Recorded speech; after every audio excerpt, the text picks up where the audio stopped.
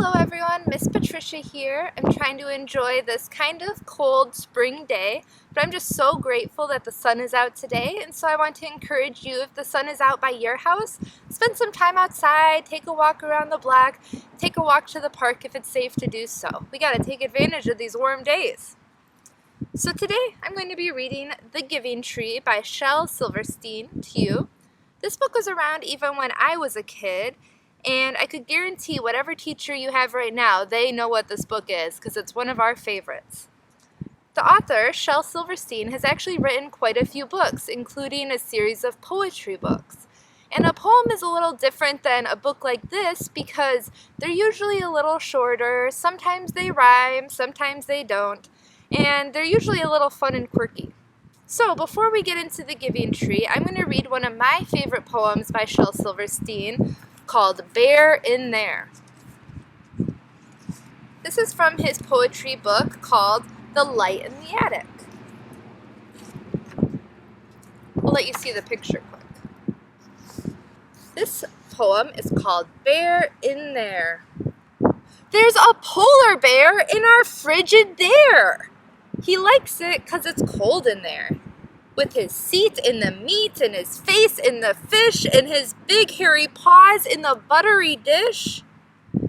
He's nibbling on the noodles, he's munching the rice, he's slurping the soda, he's licking the ice, and he lets out a roar if you open the door.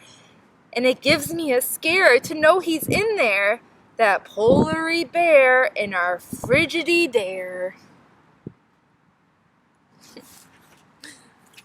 So that was just a little preview of some of Shel Silverstein's work. It's a lot different than the book The Giving Tree, but it's fun to explore both worlds of poetry and fiction books. The Giving Tree by Shel Silverstein. I like this version of my book because it was given to me by all the kids I had my student teaching semester. So any of the kids from Longfellow Elementary School in Sheboygan, every time I open this book, I think of you. The Giving Tree by Shel Silverstein. For Nikki. That is the dedication. That is who this book is written for. Once there was a tree.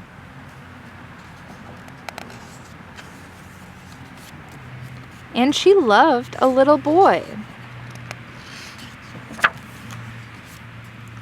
And every day the boy would come. And he would gather her leaves and make them into crowns and play king of the forest. And he would climb up her trunk.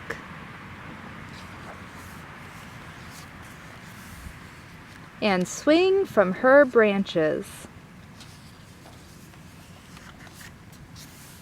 And eat apples.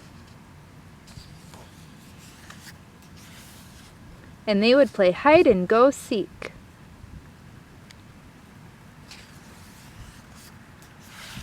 And when he was tired, he would sleep in her shade.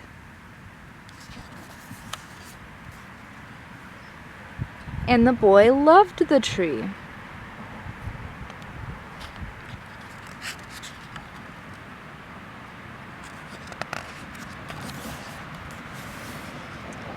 Very much, and the tree was happy.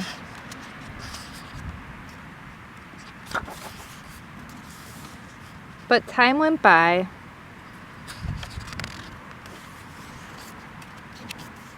and the boy grew older. I see 4 feet here now. That must mean there's 2 people. And the tree was often alone. Then one day the boy came to the tree, and the tree said, "Come, boy, climb up my trunk and swing from my branches and eat apples and play in my shade and be happy." "I'm too big to climb and play," said the boy. "I want to buy things and have fun. I want some money. Can you give me some money?"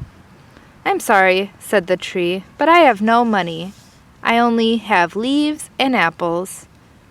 Take my apples, boy, and sell them in the city, and then you will have money, and then you will be happy." And so the boy climbed up the tree and gathered her apples and carried them away, and the tree was happy. But the boy stayed away for a long time, and the tree was sad. And then one day the boy came back, and the tree shook with joy, and she said, "Come, boy, climb up my trunk and swing from my branches and be happy." "I'm too busy to climb trees," said the boy. "I want a house to keep me warm," he said. "I want a wife and I want children, and so I need a house. Can you give me a house?" "I have no house," said the tree. "The forest is my house. But you may cut off my branches and build a house, and then you will be happy." And so the boy cut off her branches and carried them away to build his house. And the tree was happy. But the boy stayed away for a long time, and when he came back, the tree was so happy she could hardly speak. "Come, boy," she whispered, "come and play." "I am too old and sad to play," said the boy. "I want a boat that will take me far away from here. Can you give me a boat?" "Cut down my trunk and make a boat," said the tree, "and then you can sail away and be happy." And so the boy cut down her trunk and made a boat and sailed away. And the tree was happy, but not really. And after a long time, the boy came back again. "I'm sorry, boy," said the tree, "but I have nothing left to give you. My apples are gone." "My teeth are too weak for apples," said the boy. "My branches are gone," said the tree. "You can't even swing on them." "I'm too old to swing on branches," said the boy. "My trunk is gone," said the tree. "You cannot climb." "I'm too tired to climb," said the boy. "I'm sorry," sighed the tree.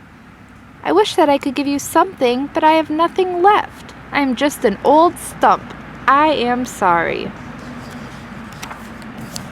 "I don't need very much now," said the boy. "Just a quiet place to sit and rest. I am very tired." "Well," said the tree, straightening herself up as much as she could. "Well, an old stump is good for sitting and resting. Come, boy, sit down. Sit down and rest." And the boy did. And the tree was happy. The end. And that's a picture of the author, Shel Silverstein. Thank you for tuning in to the Read Aloud today. Every day there will be a new book. Some you have probably heard before and some maybe you haven't. We're going to go on a winding road. We're going to talk about diversity and emotions. We're going to talk about animals. It's going to be a really great time. And starting on Monday, join me for the morning moment where we can go over calendar and the moon phases and just really dive into what we're feeling during this time. I just thank you, and if you want to get updates of when these new videos get posted, just make sure to subscribe to my page, and I'll talk to you soon.